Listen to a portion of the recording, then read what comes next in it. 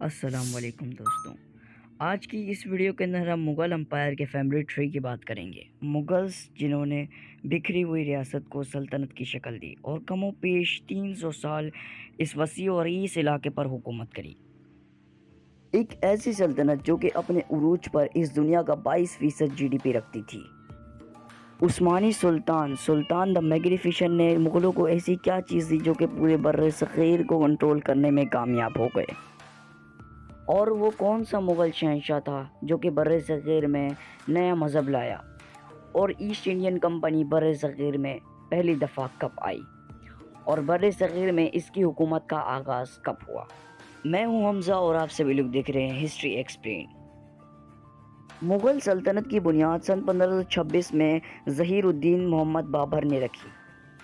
بابر کی نسل کی خاص بات یہ تھی کہ وہ اپنے باپ کی طرف سے خالص ترکو منگول تھا اور امیر تیمور کی نسل سے تعلق رکھتا تھا، جبکہ اس کی ماں خالص منگول تھی اور چنگیز خان کے چھوٹے بیٹے چغتائی خان کی نسل میں سے تھی۔ بابر سن 1483 میں موجودہ ازبکستان میں ایک تیموری گورنر کے یہاں پیدا ہوا۔ سن 1494 میں بابر اپنی والد کی وفات کے بعد محض 13 سال کی عمر میں ازبکستان کا گورنر بن گیا، مگر اس کی عمر چھوٹی تھی، اس لیے اسے مختلف بغاوتوں کا سامنا کرنا پڑتا تھا اور بہت جلد اسے تخت سے ہٹا دیا گیا۔ چونکہ بابر کی رگوں میں ترک منگول خون گردش کر رہا تھا تو وہ سکون سے بیٹھنے والا تو نہیں تھا۔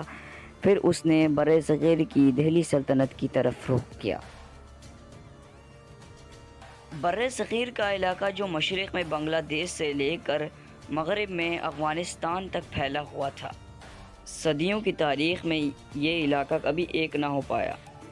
یہاں پر خود مختار چھوٹی چھوٹی ریاستیں قائم تھیں۔ بابر نے سن 1526 میں عثمانی سلطان سلیمان دا میگنیفیسنٹ سے 24 توپوں کی شکل میں فوجی مدد حاصل کی اور اپنے جنگجوؤں کے ساتھ بر صغیر کی طرف مارچ کر گیا۔ دہلی میں اس وقت ابراہیم لودھی کی پختون حکومت قائم تھی۔ چونکہ ابراہیم لودھی کے پاس بارود تو نہ تھا تو اس لیے وہ اپنی ہاتھیوں کی فوج پر زیادہ انحصار کرتا تھا۔ یہی وجہ تھی کہ ظہیر الدین محمد بابر نے محض 20,000 جنگجوؤں کے ساتھ پانی پت کی پہلی لڑائی میں ابراہیم لودھی کی فوج کو شکست دی اور بر صغیر میں مغل سلطنت کی بنیاد رکھی۔ لیکن محض 4 سال حکومت کر کے ظہیر الدین محمد بابر 1530 میں وفات پا گیا اور اس کو اس کی وصیت کے مطابق کابل میں دفن کیا گیا۔ بابر کا جانشین اس کا بیٹا ہمایوں بنا۔ اس وقت مغل سلطنت 10 لاکھ اسکوائر کلومیٹر تک پھیل چکی تھی۔ ہمایوں کے تخت پہ بیٹھتے ہی شیر شاہ سوری نے مغل سلطنت کے کئی علاقوں پر کنٹرول حاصل کر لیا، لیکن ہمایوں نے کچھ ہی عرصے میں ان سارے علاقوں کا کنٹرول دوبارہ حاصل کر لیا۔ ہمایوں کو شیر شاہ سوری کے خلاف عثمانی سلطان سلیمان دا میگنیفیسنٹ کی مکمل حمایت حاصل تھی۔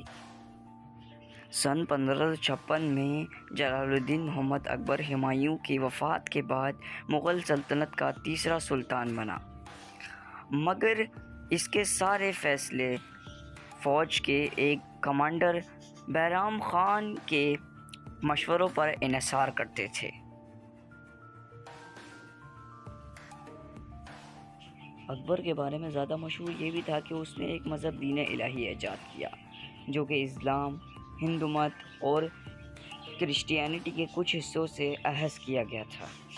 اس مذہب کا مقصد یہ تھا کہ بر صغیر میں بسنے والے تمام مذاہب کے لوگ ایک ساتھ مل کر رہ سکیں اور اکبر کی سلطنت کسی بھی مذہبی تقسیم میں نہ پڑ جائے۔ یہی وجہ تھی کہ اکبر نے ایک ہندو لڑکی جودھا بائی سے شادی کری۔ اکبر کے شروعاتی دور میں عثمانی سلطان سلیمان دا میگنیفیسنٹ ہی تھے۔ اکبر نے انہیں ایک خط میں پورے مسلم امہ کا لیڈر تسلیم کر لیا، مگر اکبر کے بعد کے فیصلے اس کے برعکس تھے۔ اکبر کے بعد اس کا بیٹا جہانگیر تخت نشین ہوا۔ اسے شہزادہ سلیم کے نام سے بھی جانا جاتا ہے۔ یہی وہ ٹائم تھا کہ جب برٹش ایسٹ انڈین کمپنی بر صغیر میں پہلی بار آئی تھی اور یہ جہانگیر کے لیے تحفے بھی لایا کرتے تھے، جس میں مختلف طریقے کی شراب شامل، جس کے نتیجے میں جہانگیر نے برٹش ایسٹ انڈین کمپنی کو تجارت کرنے اور مختلف طریقے کی تجارتی فیکٹریاں لگانے کی اجازت دے دی، جس کے بعد برٹش ایسٹ انڈین کمپنی نے انہی فیکٹریوں کو قلعوں کی شکل میں تبدیل کر دیا۔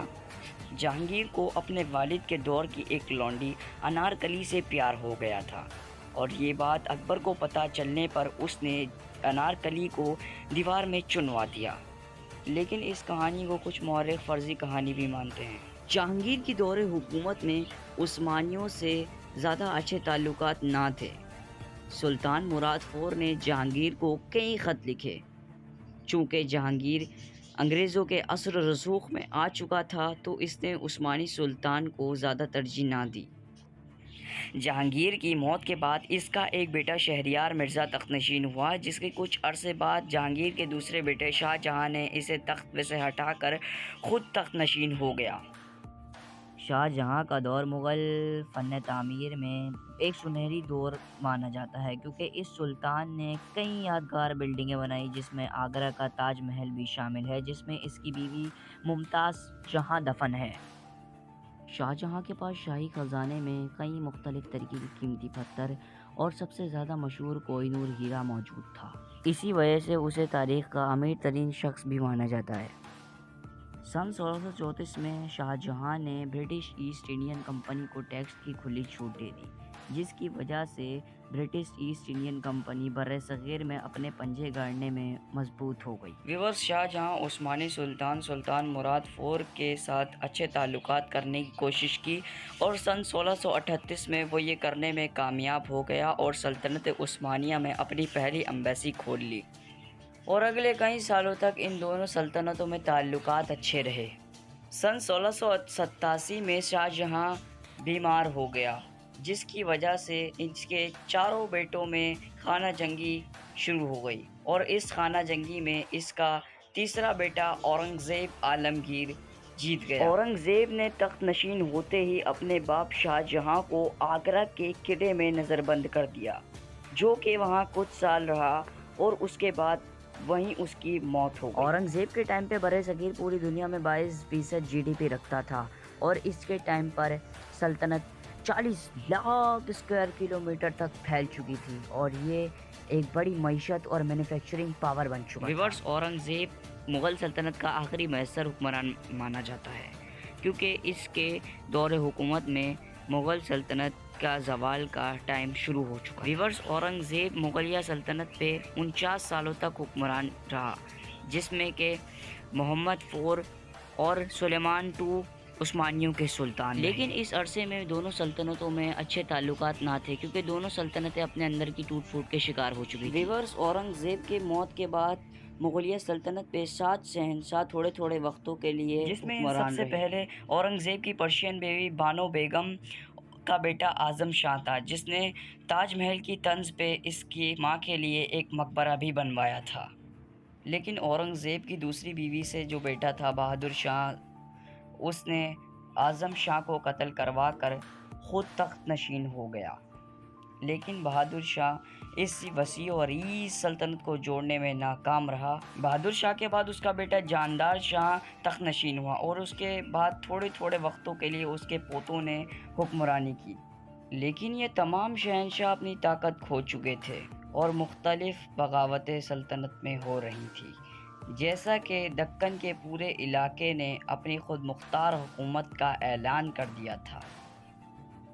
چنانچہ ہم محمد شاہ کے دور میں آتے ہیں، جب قدر حال تھوڑے بہتر ہوئے، اور اس نے اس وقت کے عثمانی سلطان محمود I کے ساتھ تعلقات اچھے کر لیے۔ لیکن اس کے دور میں ایسٹ انڈین کمپنی نے پورے بر صغیر میں اپنے پنجے گاڑ لیے تھے، یعنی انہوں نے قلعوں کا جال بچھا دیا تھا جہاں سے وہ بیٹھ کر آپریٹ کرتے تھے، اور ہندو مراٹھا ایمپائر نے بھی سلطنت کے کچھ حصوں پر کنٹرول حاصل کر لیا تھا۔ محمد شاہ کے بعد اس کا بیٹا احمد شاہ اور اس کے کئی کزنز تخت نشین ہوئے، مگر کوئی بھی اس حالات پر قابو نہ پا سکا، اور پھر سن 1757 میں عالمگیر II کی دور حکومت میں جنگ پلاسیہ ہوئی، جسے بیٹل آف پلاسیا کے نام سے جانا جاتا ہے، جس میں انگریزوں نے بنگال کے نواب سراج الدین دولت کو شکست دے کر بنگال پر قبضہ کر لیا۔ عالمگیر II کے بعد ہم آ جاتے ہیں شاہ عالم II پہ، کہ جس کے دور حکومت میں آ کر मुग़ल शहंशाह सिर्फ नाम के ही शहंशाह रह चुके थे, क्योंकि बर्र-ए-सग़ीर के बेशतर इलाकों पर ब्रिटिश अम्पायर ने कब्ज़ा कर लिया था। अकबर II के टाइम पर आकर ब्रिटिश राज यानी ब्रिटिश अम्पायर ने ताकतवर हिंदू मराठा अम्पायर को भी शिकस्त दे दी थी। ईस्ट इंडियन कंपनी, जो कि तिजारत की गर्ज से सदियों से बर्र-ए-सग़ीर में काम कर रही थी, 19वीं सदी आते आते इसने बर्र-ए-सग़ीर के बेशतर इलाकों पर अपना कंट्रोल हासिल कर लिया था और इन इलाकों से टैक्स इकट्ठा करना भी शुरू कर दिया था। इसकी वजह से सन 1857 बहादुर शाह ज़फ़र के दौरे हुकूमत में बर्र-ए-सग़ीर में ब्रिटिश राज की हुकूमत पर बगावत हो चुकी थी और जो इन्होंने बिल्कुल आराम से कुचल दिया और बर्र-ए-सग़ीर की एक नई क़ुव्वत बनकर सामने आए। अंग्रेज़ों ने तकरीबन बर्र-ए-सग़ीर पर 100 साल हुकूमत की। क्वीन एलिज़ाबेथ का बाप जॉर्ज IV बर्र-ए-सग़ीर का आखिरी हुक्मरान था। व्यूअर्स, उम्मीद है आपको ये हमारी छोटी सी कोशिश पसंद आई होगी। मेक श्योर आप सब्सक्राइब करें, लाइक करें और मैं मिलता हूँ आपसे एक नेक्स्ट वीडियो में। आज के लिए इतना ही। सब्सक्राइब करें और हमारी हौसला अफजाई ज़रूर करें। अल्लाह हाफ़िज़।